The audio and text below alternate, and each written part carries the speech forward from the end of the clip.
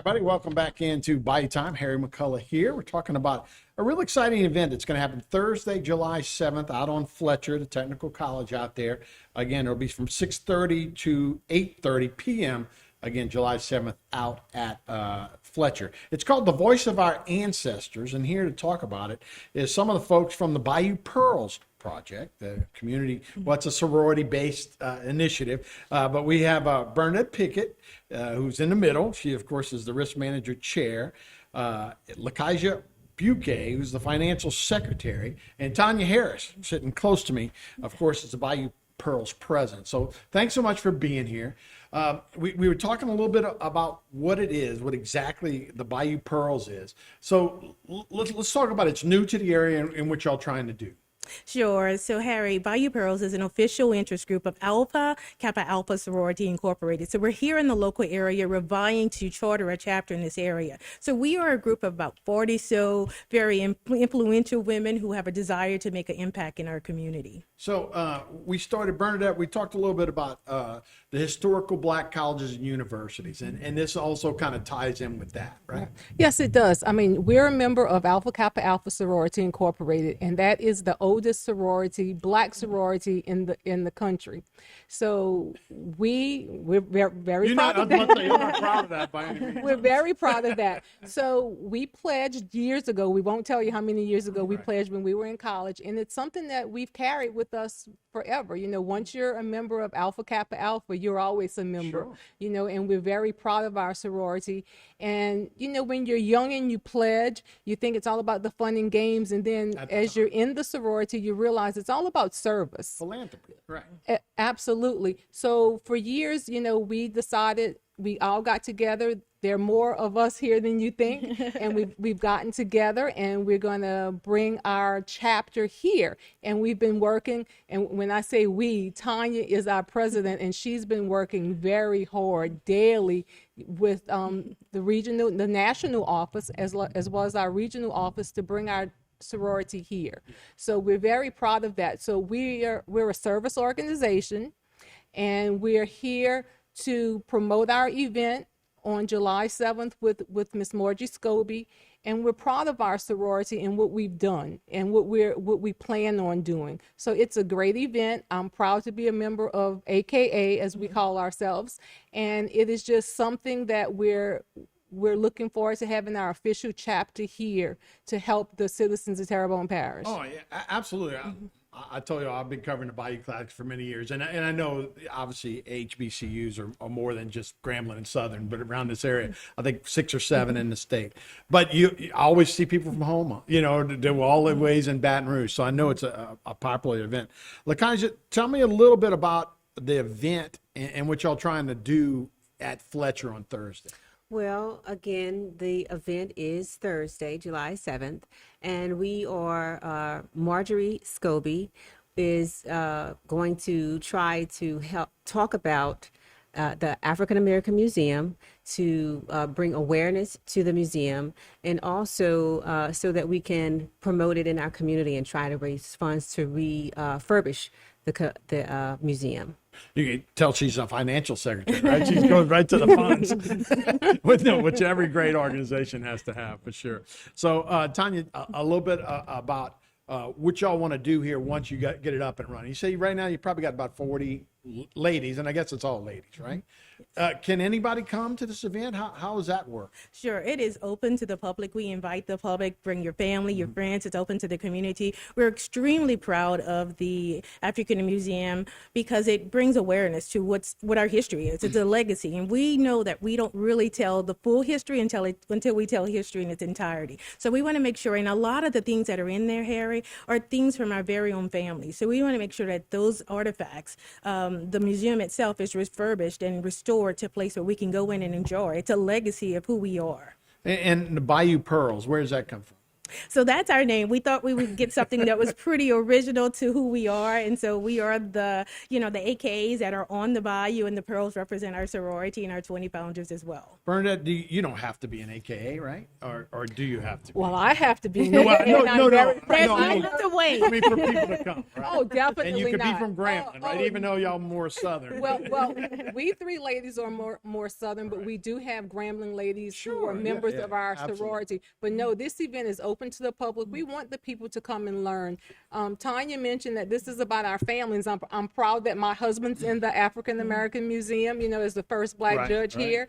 And the funny thing is, so is my dad, who was a very good football player for St. Lucy's and years ago. And just walking in there one day, I saw his picture in there. I did not know it was there. So it made me proud. So people need to come and see what's really out there. And this museum is just something that we as a parish should be very proud of. And if we can help raise money for Miss Scobie, Princess Margie Scobie, to refurbish the museum, it's a feather in our cap, but it's also proud and something we really want to do as a service to the community. Yeah, it's an asset to our community for sure. When you have things to do, you got a museum, that's on Barrow Street. Now you got a museum that's on, well, I guess that's Roussel Street, Roussel and where's it located? Tunnel, Roussel. It's Tunnel and Roussel right there, right? Yeah, right in the corner. Right. So no, that's a great asset to our community and for everybody to know the history. I guarantee you, I grew up not knowing a lot of the history, on the Black side or the Indian side. You just didn't have resources to figure it out. So it's real good, and for everybody to know the history of what went on is a great asset. So again, that'll be Thursday, July 7th from 6:30 to 8:30 p.m. It'll be at Fletcher Technical College, and of course the Bayou Pearls are putting it on, and you can hear Princess Margie Scobie. I wanted to get into a little bit more about the AKAs and the HBCUs and what y'all trying to do with the Bayou Pearls and get more folks involved. So I know, when you join a sorority, and we talked a little bit about it, you want to have fun, you want to have friends and all when you're in college, but afterward it's so much more. You had 5 programs that you guys are trying to do. So can we talk a little bit about some of those? Sure. So we have 5 program targets. And so one, of course, is HBCUs for life. And that is a call to action, Harry, because we understand the importance of HBCUs. We know that HBCUs, had it not been for HBCUs, some of our parents would not have been formally educated. So we want to make sure that the kids in our area have access and have resources to HBCUs as well. Our second program target is women's health care and wellness. We want to make sure, and we know that women oftentimes absorb the brunt of health disparities and health inequity. So we want to promote health and equality as well as far as health perspectives. And then the third target is, of course, our economic legacy. And we want to make sure that we are shrinking the wealth gap out there and understanding the powerful meaning of our dollars individually. The fourth is the arts. And we know that the arts is actually hosting, it's hosting that event. And so that particular event is making sure that our community and our family and friends are familiar with the enriched culture that we have here. And lastly, the global impact. And that is making sure that we are leaving international footsteps as we move forward. Yeah, and it's so important now. And Bernadette, I'll talk to you about this a little bit. It seems like, there's starting to be more pride. Not that there was never much pride, but even in like athletics, a lot of players are going to play at the big schools, right? But now they're saying, hey, you see Prime Time, Coach Prime at Jackson State, right. or there's a couple of other coaches, Tennessee State, Eddie George, are going back. People are giving back to the HBCUs and saying, hey, these are important. We need to support these projects. Well, and that's true. And like Tanya said, if it was not for HBCUs, most of our parents would not have been formally educated. My dad is a graduate of an HBCU, Xavier University, where I also attended. And it was a sense of pride walking on that campus and seeing people who looked like you, okay? And knowing that they were there for the same reason, they wanted to get educated. And that's what we want these young people to realize, that you may not see a lot of people that look like you, but know a lot of people who look like you have become something, and you can become something. All you need to do is get there, get educated, and the HBCUs are opening their doors, and they want to help you.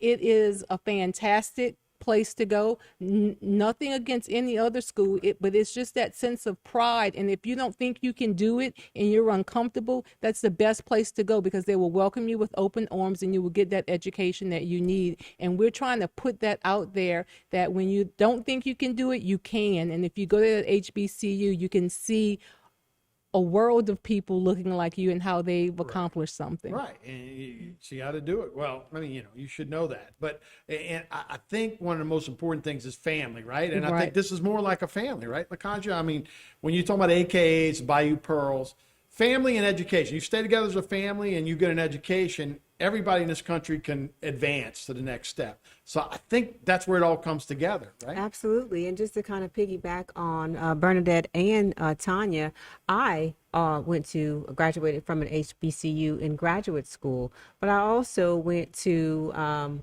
undergraduate school that was not HBCU. So in the transition, I felt a different sense of pride when I was accepted into the HBCU in the graduate school program. Not that it's a difference in terms of talking down on a school that's not an HBCU, but I saw people that I'd never expected to see that looked like me, that were very successful. They had doctorate degrees. They were, professionals, and they were articulate, and they were just, positive and welcoming. So that's part of what we want to share with our community here. Right. Yeah, you're not trying to that sense separate of it all. pride. You just want role models and that stuff. Absolutely, absolutely. That's what it's all about, just showing them that you can do it. We've done it.